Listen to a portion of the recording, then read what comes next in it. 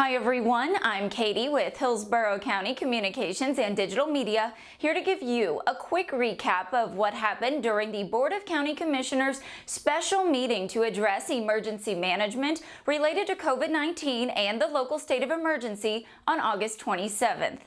Updated COVID-19 data presented to commissioners reflected that trends continue in the right direction. The rolling 14-day average number of positive cases on August 26th was 211 as compared to 250 on August 19th and 339 on August 13th. The 14-day positivity rate is 7.27%. COVID-19 hospitalizations are also trending downward. However, public health experts say there is still community transmission of the virus, and residents should continue to wear face coverings, practice social distancing, avoid large crowds, and wash hands frequently.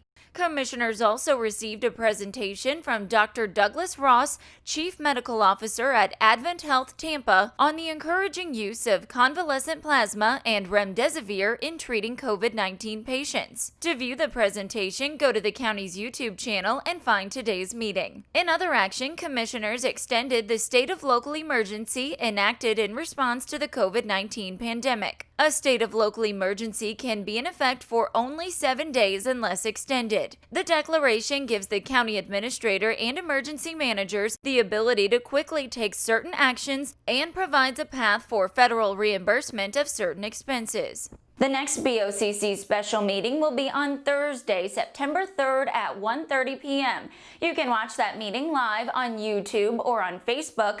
Just search for Hillsborough FL. And we encourage you to visit hcflgov.net/staysafe for up-to-date information.